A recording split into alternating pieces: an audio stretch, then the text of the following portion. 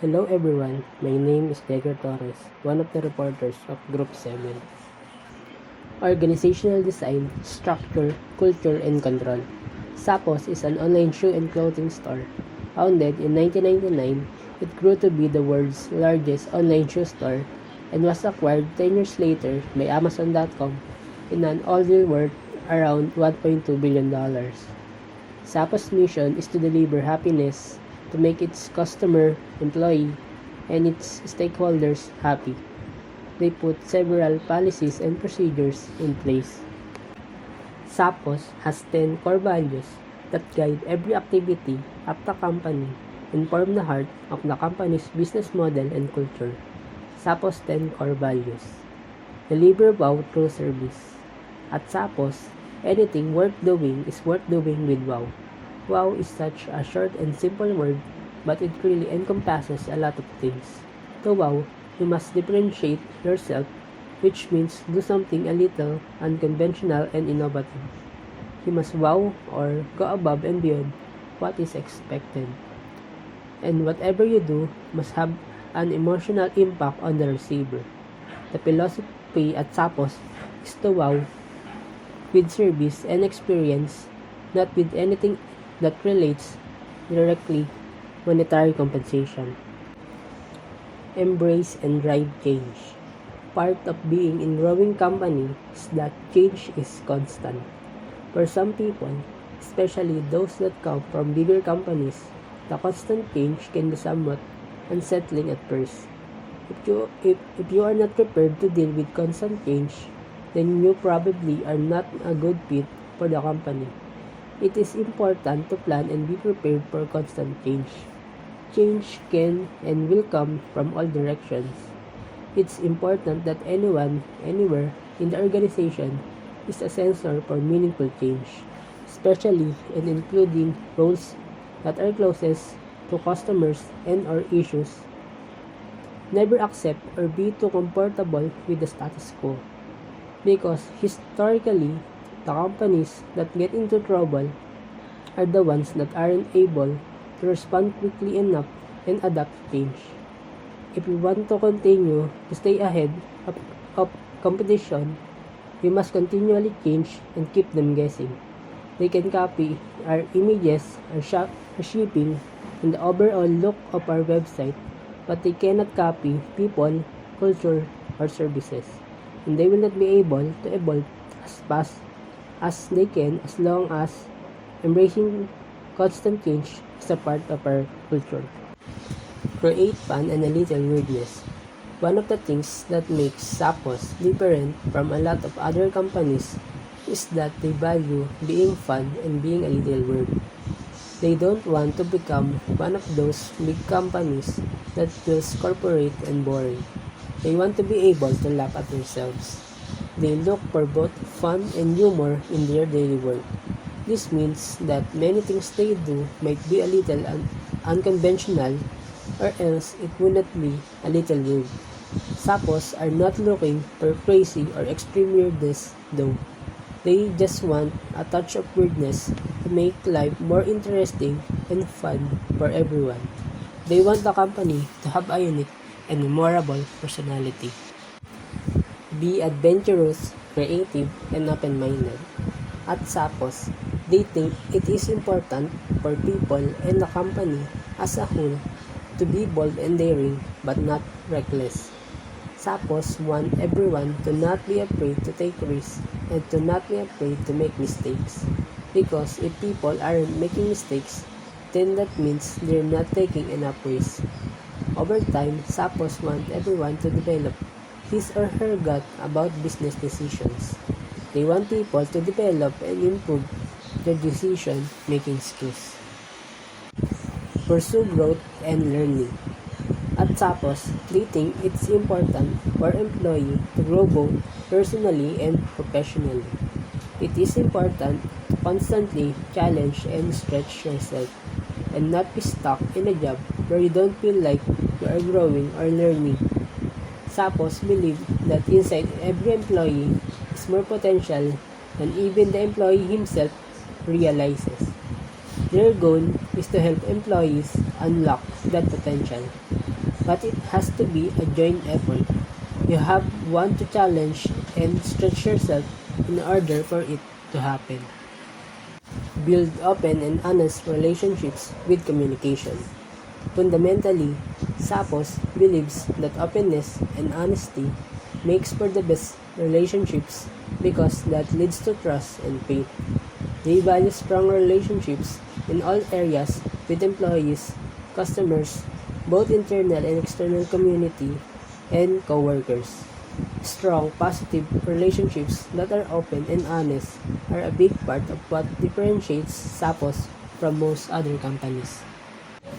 Build a positive and family spirit.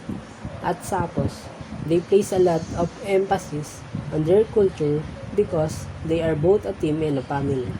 Sapos wants to create an environment that is friendly, warm, and exciting. They encourage diversity in ideas, opinions, and points of view. The best leaders are those that lead by example and are both team followers as well as team leaders. Sapos believe that in general, the best ideas and decisions can come from the bottom up, meaning by those on the front lines that are closest to the issues and customers. The role of a mentor is to remove obstacles and enable the people he or she supports to succeed. This means the best leaders are servant leaders. They serve those they lead. Do more with less. Sapos has always been about being able to do more with less. While they may be casual in their interactions with each other, Sapos are focused and serious about the operations of their business. They believe in hard work and putting in the extra effort to get things done. They believe in operational excellence and realize that there is always room for improvement in everything they do. This means that the work is never done. In order to stay ahead of the competition or would-be competition, there is a need to continuously innovate as well as make incremental improvements to their operations, always striving to make themselves more efficient, always trying to figure out how to do something better. Be passionate and determined. Passion is the fuel that drives the employees and company forward. Sapos value passion, determination, perseverance, and a sense of urgency. They are inspired because they believe in what they are doing and where they are going. Sapos don't take no or that will never work for an answer, because if they had, Sapos would never have started in the first place. Passion and determination are contagious. They believe in having a positive and optimistic but realistic attitude about everything they do, because they realize that this inspires others to have the same attitude. Be humble. While Sapos have grown quickly in the past, they recognize that there are always challenges ahead to tackle.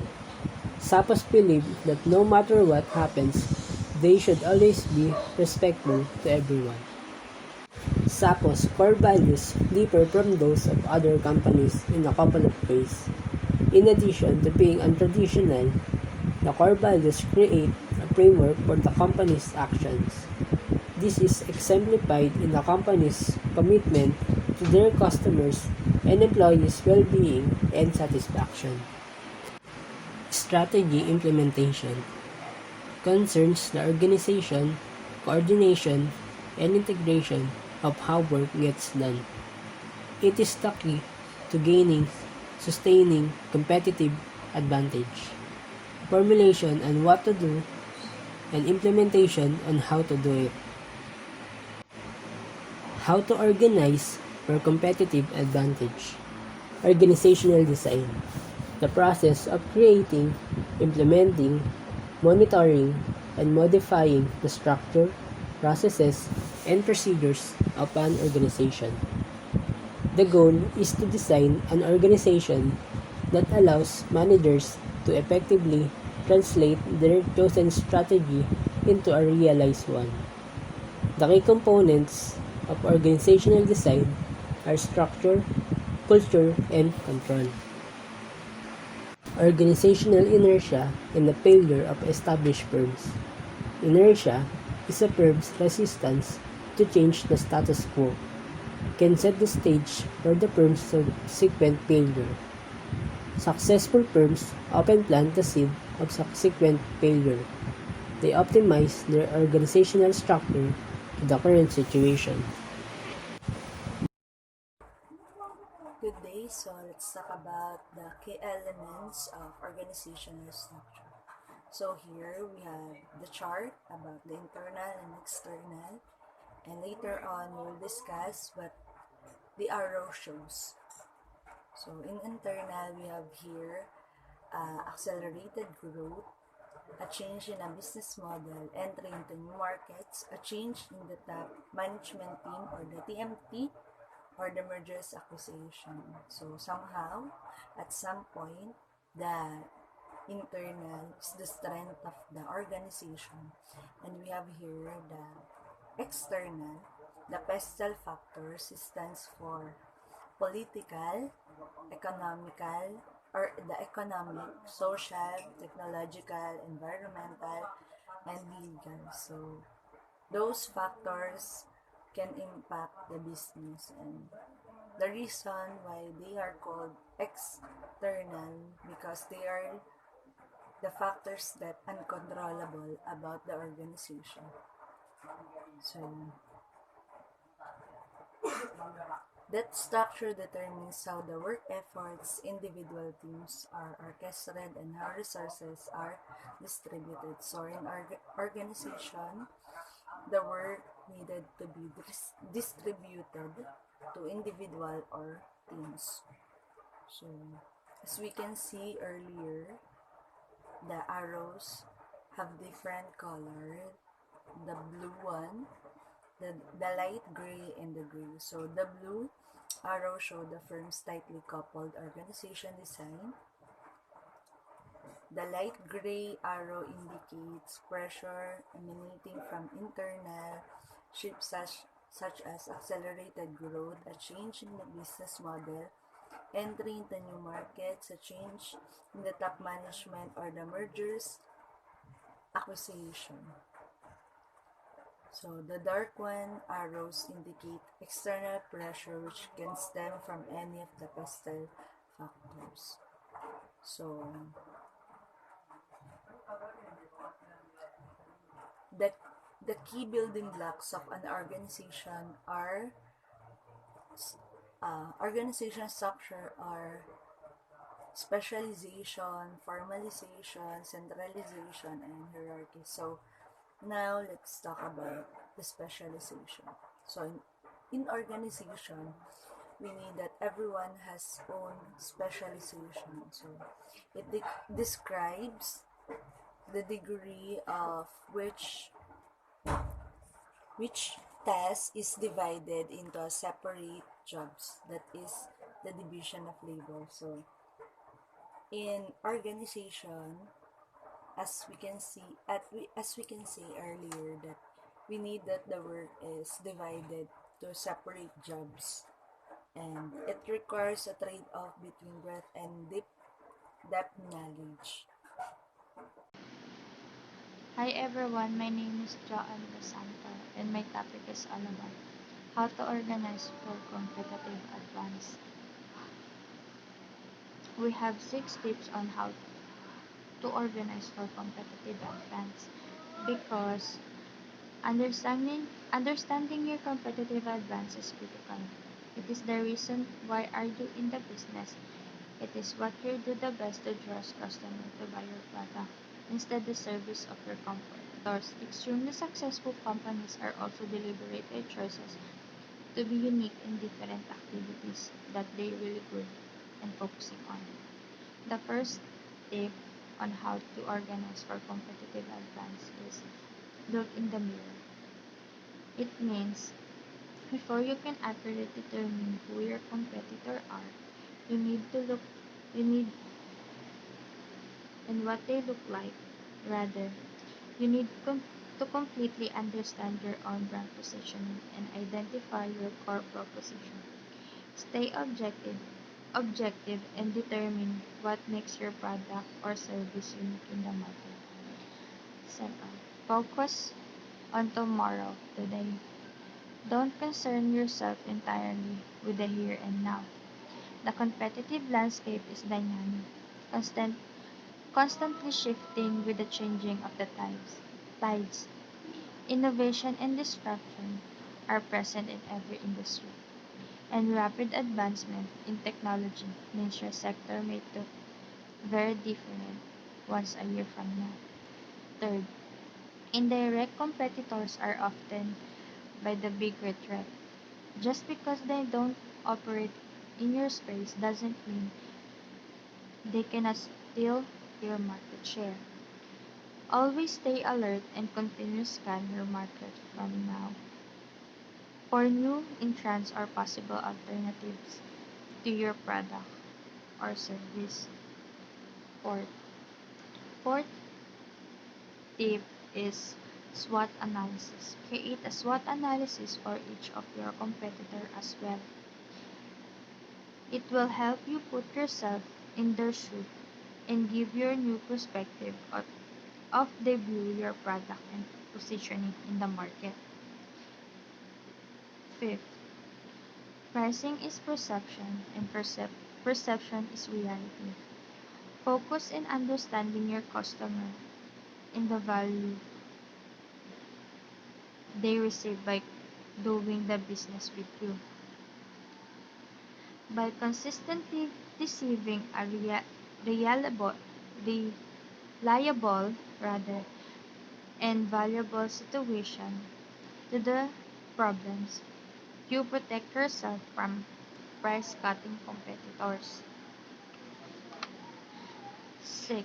Good artists copy, great artists steal.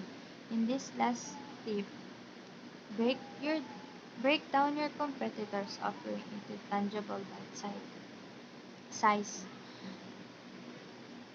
Choose the price of products or service that have commercial value and reconfigure them to better address the current customer need. Be patient sometimes is the most important ingredient for aspirations time.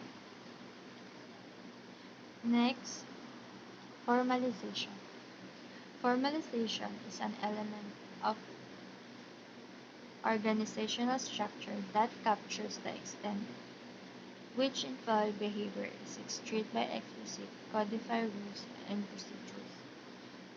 Extracted by explicit is strategy that practice should be anchored by clearly stated the principle that can be widely shared within the organization. Codified rules refers to the rules and regulations that have been collected and restated, written down for the purpose of providing civil order of the society. Procedure: a big step-by-step sequence of an activity, course of an action.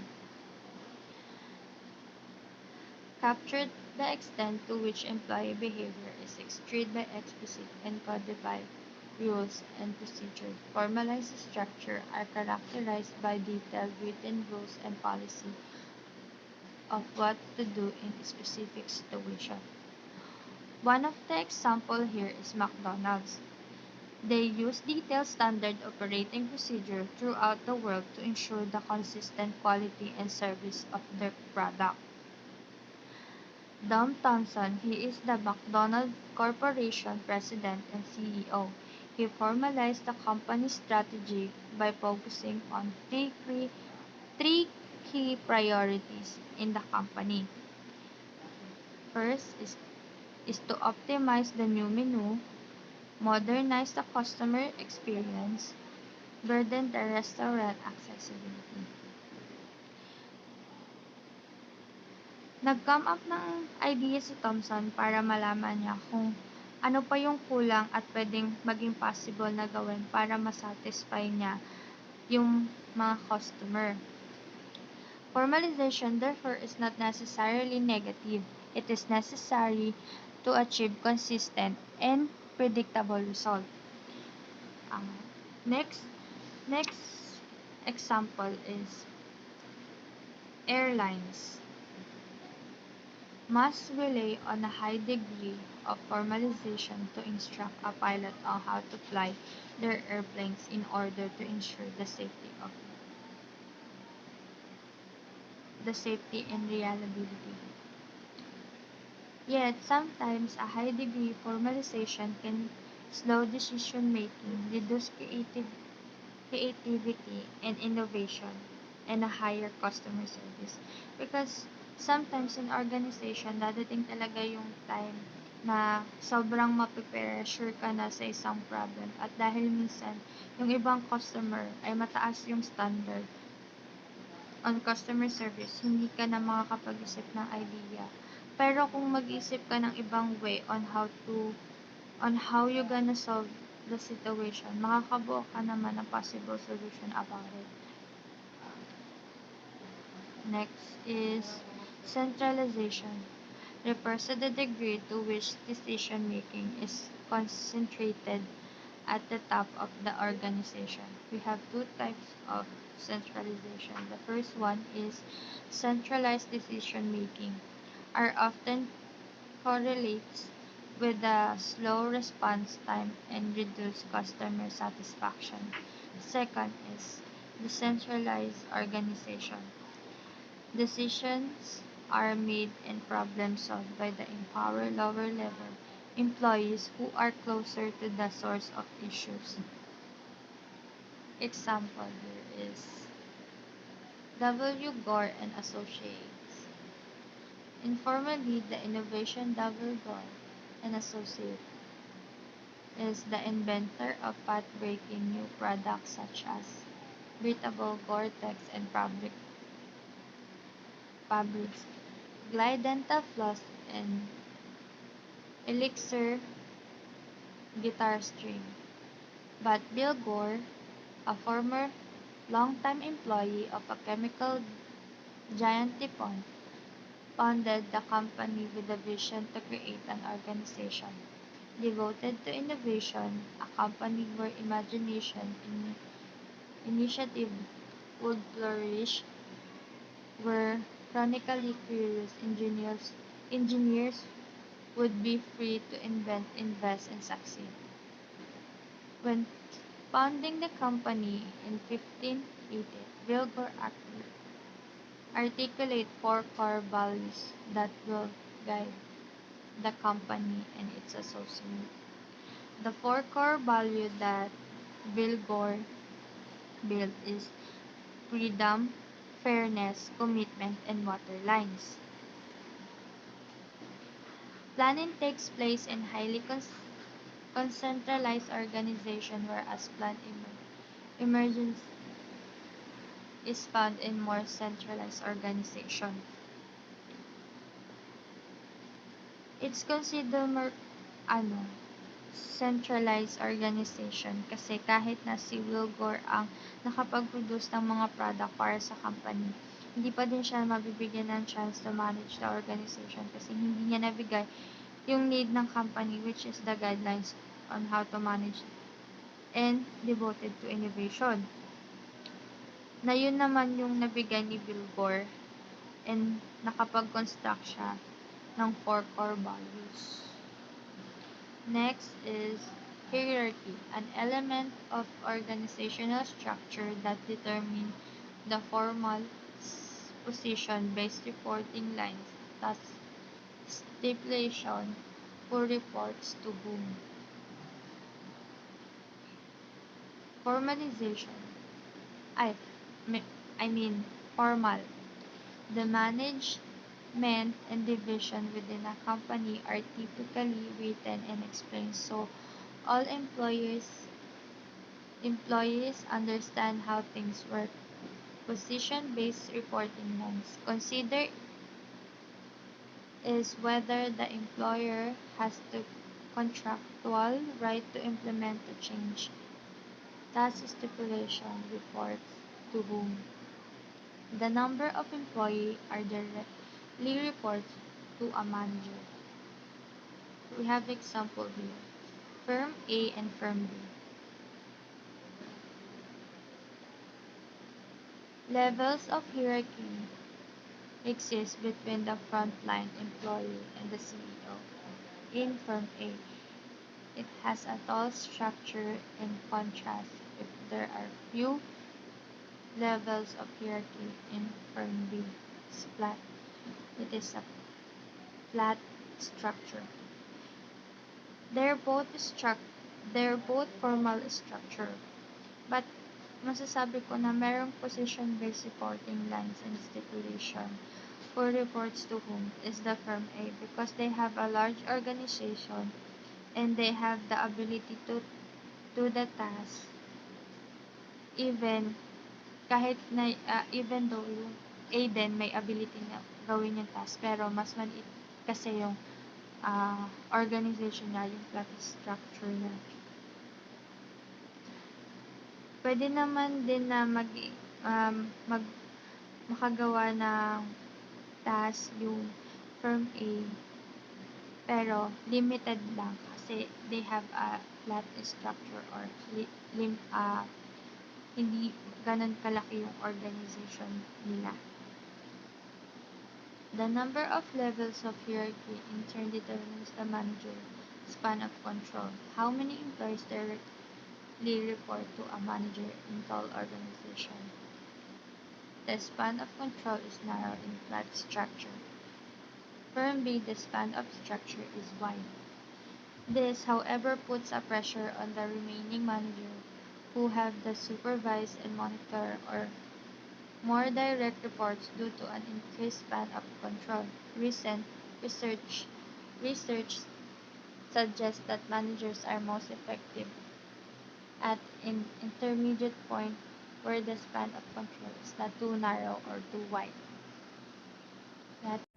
Assembling the pieces, mechanistics versus organic organization. Organic organization is structure a decentralized approach, whereas mechanistic structure is a centralized approach. Both have positive and negatives as to how the company culture develops and executes the mission and vision of the organization.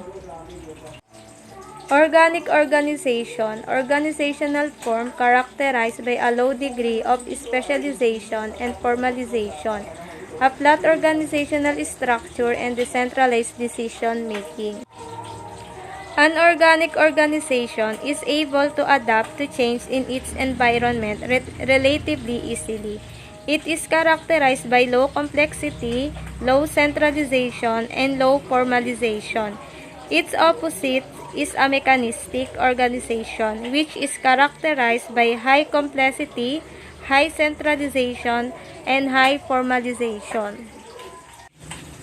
Several of the building blocks of organizational structure frequently show up together, creating distinct organizational forms: organic and mechanistic organization. Specialization, formalization, centralization, hierarchy, business strategy is involved in the several building blocks of organizational structures, organic and mechanistic organization.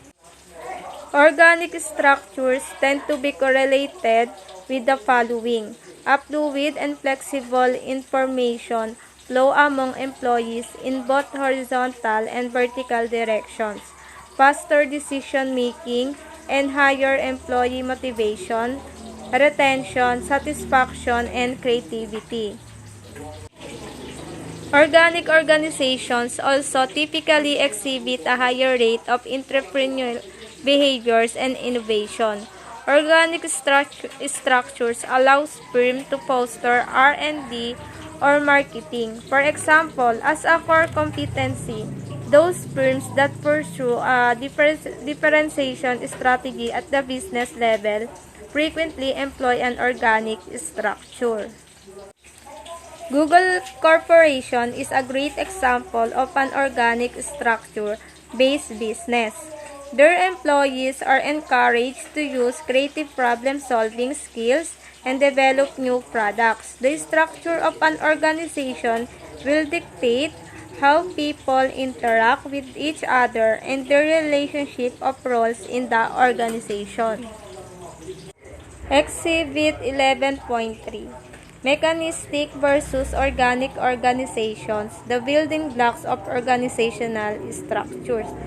In this Exhibit 11.3, we see the difference of specialization, formalization, centralization, hierarchy, business strategy of mechanistic organization to organic organization.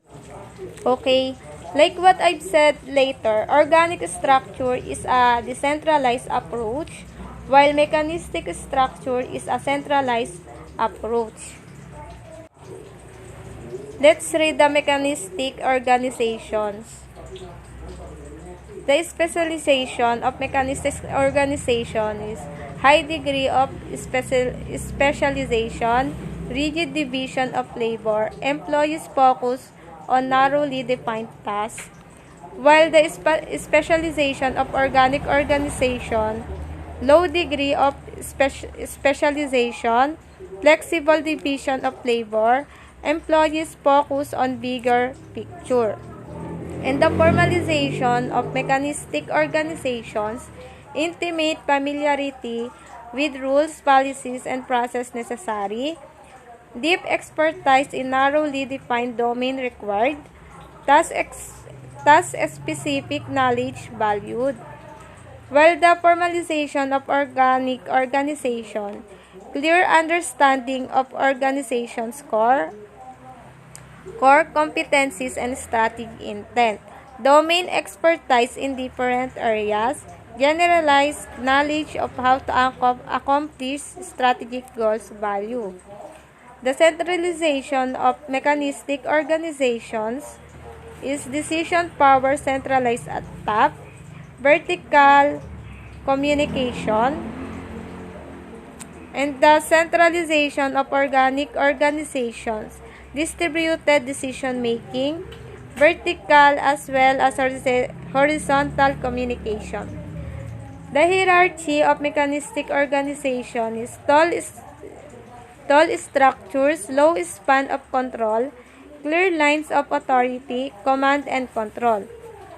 While the hierarchy of organic organizations, flat structures, high span of control, horizontal as well as two-way vertical communication, and mutual adjustment.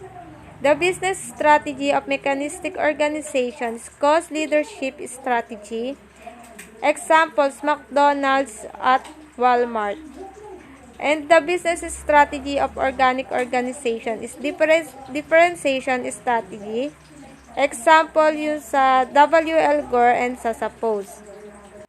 So like what I've said earlier, organic organization is characterized by low complexity, low centralization, and low formalization. And the mechanistic organization is characterized by high complexity, high centralization, and high formalization. Mechanistic organization, organizational form characterized by a high degree of specialization and formalization and a tall hierarchy that relies on centralized decision making. So yon, mechanic structure is a centralized approach. So both mechanistic organization and organic structure organization have positive and negative as to how the company culture developed and execute the mission and vision of the organization. Matching strategy and structure. The important and interdependent relationship between strategy and structure directly impact the firm's performance. If the strategy and structure changes, it has an impact on the performance of the business. Moreover, the relationship dynamic, changing over the time in predictable patterns as firm grow in the size and complexity. As the time goes by, everything will change, including the business strategy. Business should shape in the changes of the economy. Successful new ventures generally grow first by increasing sales, then by obtaining larger geographic reach, and finally by diversifying through vertical integration and entering interrelated and unrelated business. Different changes in a firm grow require different organizational structure. Simple structure. A simple structure generally is used by small firms with low organizational complexity. In such firms, the founders tend to make all important strategic decisions and run a day-by-day operation. A simple structure is defined as a low departmentalization with wide span of control, centralized authority, and later formalization. This type of design is very common in small startup business. For example, in a business with few employees, and owner tends to be the manager and controls all the functions of the business. Often employees work in all parts of the business and don't just focus on one job, creating little any departmentalization. In this type of design, there are usually no standardized policies and procedures. When the company begins to expand, then the structure tends to become more complex and grows out of the sample structure. A functional structure. As sales increase, firms generally adapt functional structure, which groups employees into distinct functional areas based on domain expertise. These functional areas often correspond into distinct stages in the company value chain such as R&D or research and development, engineering and manufacturing, and marketing and sales, as well as supporting areas such as human resource, finance, and accounting. Functional structure is defined as a design that groups similar or related occupational specialties together. In the functional approach, the departmentalization applied into entire organization. In this slide, you will see the changing organizational structure and increasing complexity as firms grow. Organizational structure range from simple to functional to multidivisional to matrix. Like what I've said earlier, a simple structure is an organizational structure in which the founders tend to make all important strategic decisions as well as run a day-by-day operation, which this is the first step of putting in a business. The functional structure is an organizational structure that groups employees into distinct functional areas based on domain expertise. Functional is where the employer put the employees into his expertise. The multidivisional structure and matrix structure will be explained by the next by me, but I will give you some ideas of what it is. Multidivisional structure is an organizational structure that consists of several distinct strategic business units, each with its own profit, loss, and responsibilities. While the matrix structure is an organizational structure that combines the functional and structure with the M form. The matrix is the combination of this all structure. The next slide shows the typical functional structure. A functional structure with the lines indicating reporting and authority relationships. The department of head of functional area reports to the CEO, who coordinates and integrates the work of each function. The business school student generally majors of these functional areas such as finance, accounting, IT, marketing, operation, or human resources, and then recruited into corresponding functional group.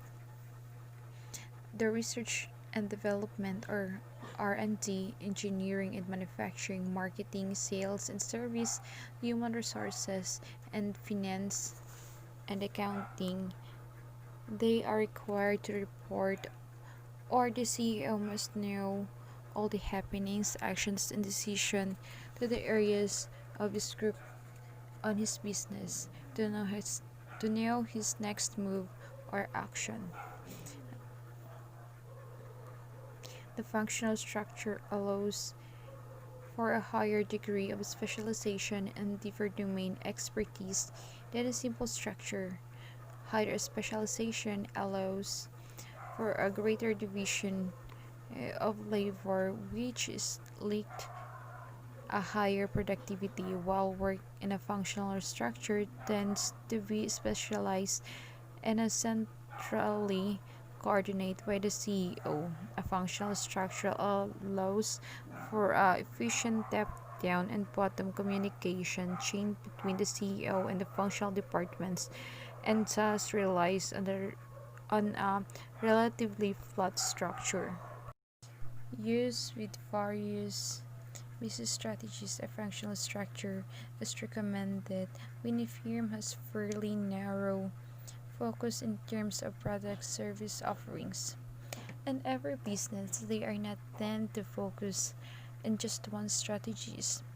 A business should try or make different strategies in how they sell their products or services and how they offer the products to the customers and consumers.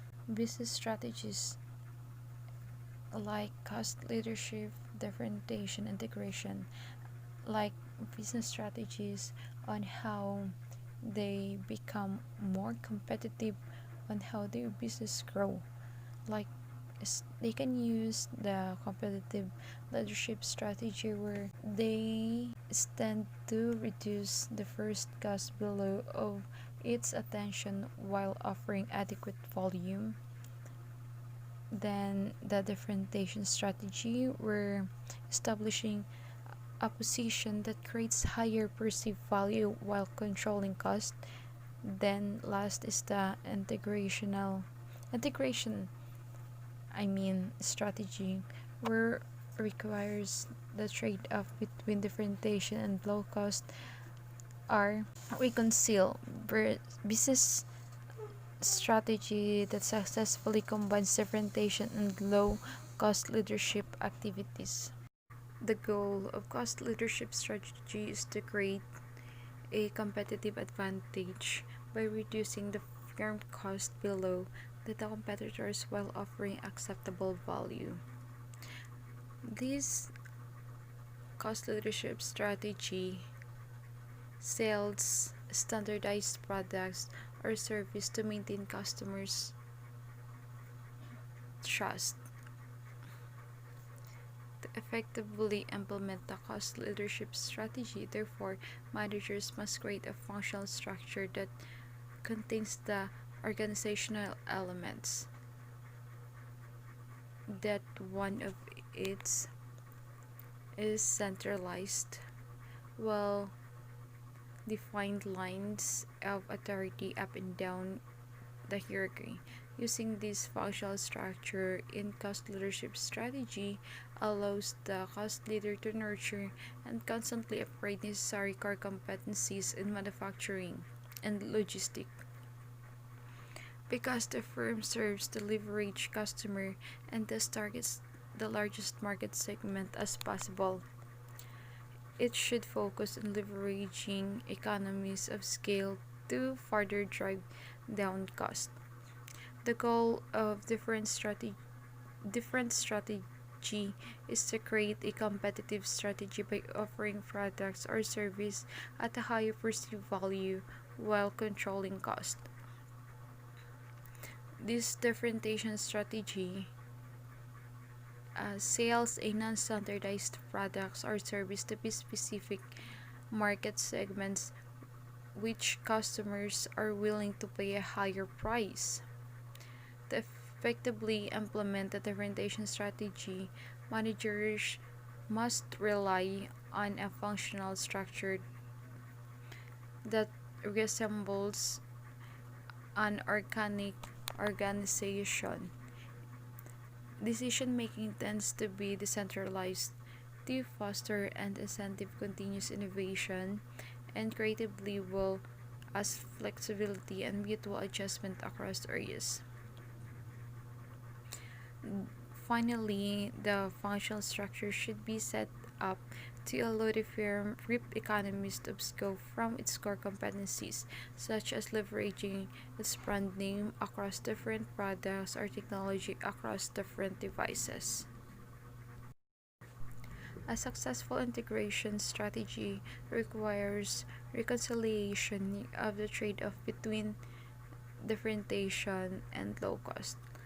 Just like what I've said earlier, integration strategy um, is the combination of differentiation and cost leadership strategies.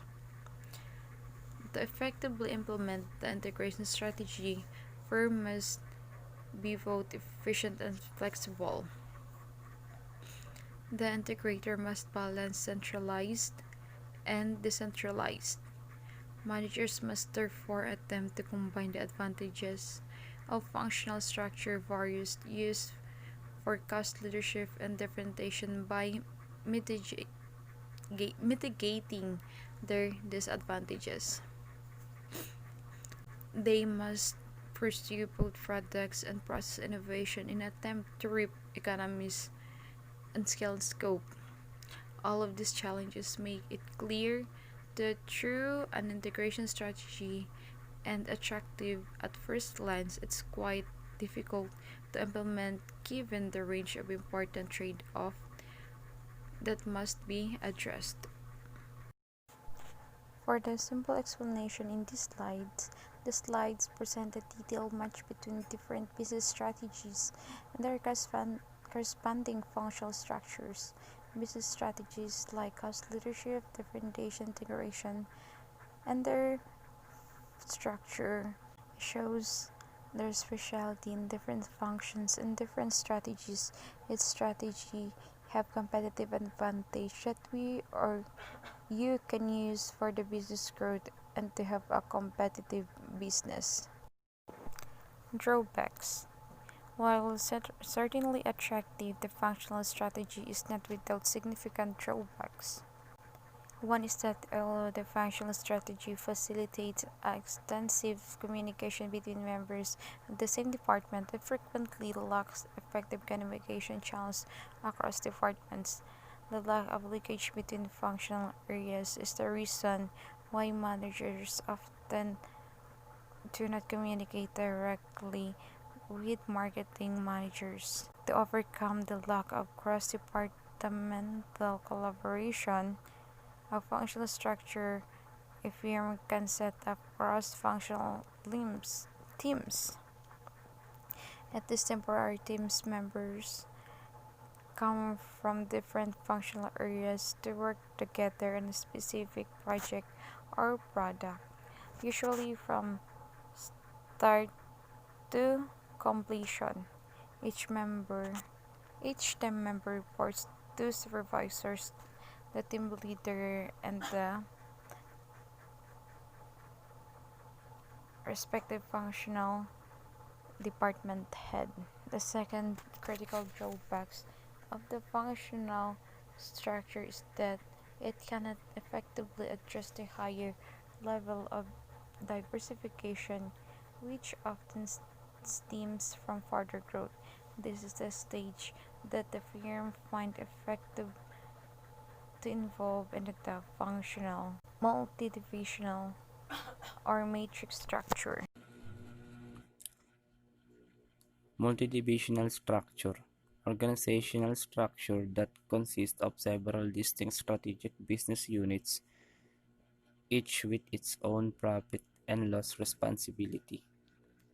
Multidivisional structure, also known as M-form. It is a type of organizational structure that groups each organizational function into a division.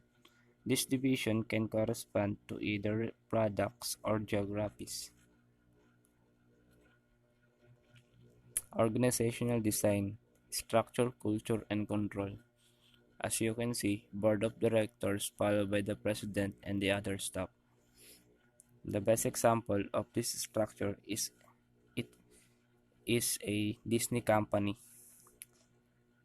The Disney Company, it uses a variant of multidivisional organizational structure to keep its massive entertainment empire functioning smoothly while its film, television, theme park, and other division all work towards the goal of enriching the company and even cooperate with each other to cross-reference content. Each division it is still only responsible for its own operation.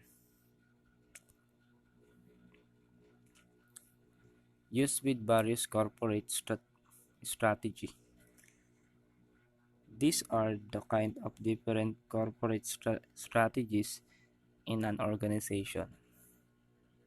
To achieve an optimal match between strategy and structure, different corporate strategies require different organizational structure.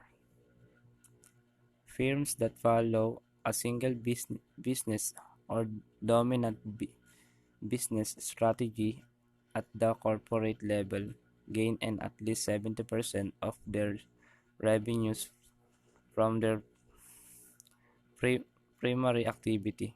Their corporate generally employ a functional structure. Managers using the M-form organizational structure to support a related diversification strategy should ideally concentrate decision making at, at the top of organizational. Matrix structure, organizational structure that combines the functional structure with the M form. Matrix structures are inherent complex and versatile, making them more appropriate for large companies operating across different industries of geographic. The example of matrix structure is the, the Starbucks the Starbucks Corporation has a matrix organizational structures which is a hybrid mixture and different features. From the basic type of organizational structure, the structural design involves intersection among various components of the business. For example, the company product-based division intersect with functional groups and geographic division, which in turn intersect with other parts of the organization. Used with various global strategies. In an international strategy, the company leverage its home base core competency by moving into foreign markets. An international strategy is advantageous when the company faces low pressure for both local corresponsiveness and cost reductions. When a multinational enterprise pursue a multi-domestic strategy, it attempts to attempts to maximize.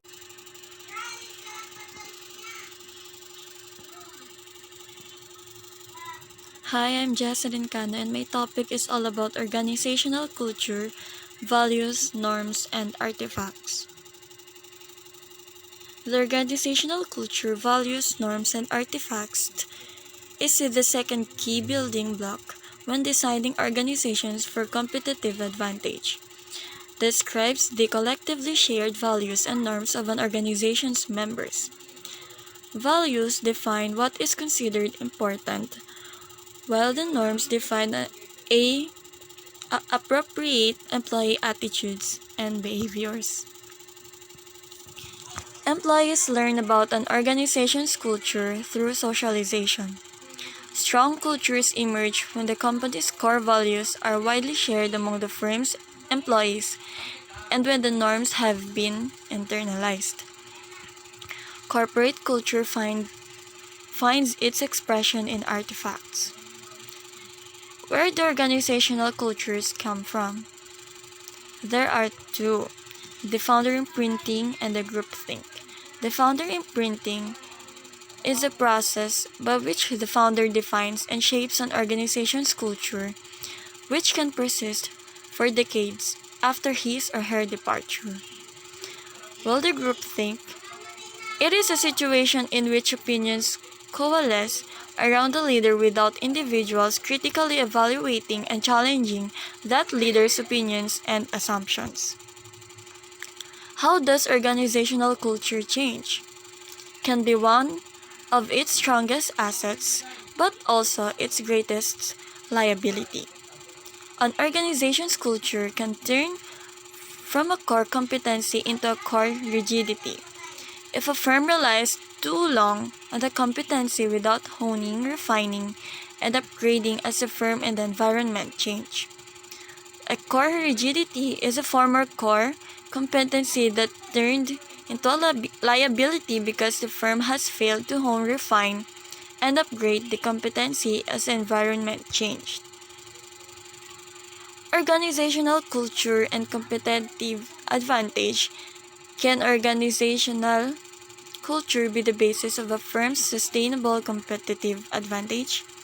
For this to occur, according to the resource-based view of the firm, the resource, in this case, organizational culture must be valuable, rare, difficult to imitate, and the firm must be organized to capture the value created. That is the Vrio principles. That's all. Thank you.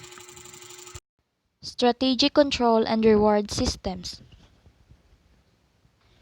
Strategic control and reward systems are the third and final key building block when designing organizations for competitive advantage.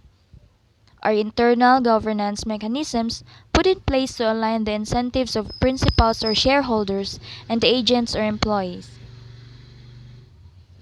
Here we discuss additional control and reward systems such as organizational culture, input controls, and output controls. Organizational culture. Organizational culture can be a powerful motivator. It also can be an effective control system. Norms, informal and tacit in nature, act as a social control mechanism. Input controls. Input controls seek to define and direct employee behavior through a set of explicit, codified rules and standard operating procedures. Firms use input controls when the goal is to define the ways and means to reach a strategic goal and to ensure a predictable outcome. Output controls. Output controls seek to guide employee behavior by defining expected results or outputs, but leave the means to those results open to individual employees, groups, or SBUs. Firms frequently tie employee compensation and rewards to predetermined goals, such as a specific sales target or return on invested capital.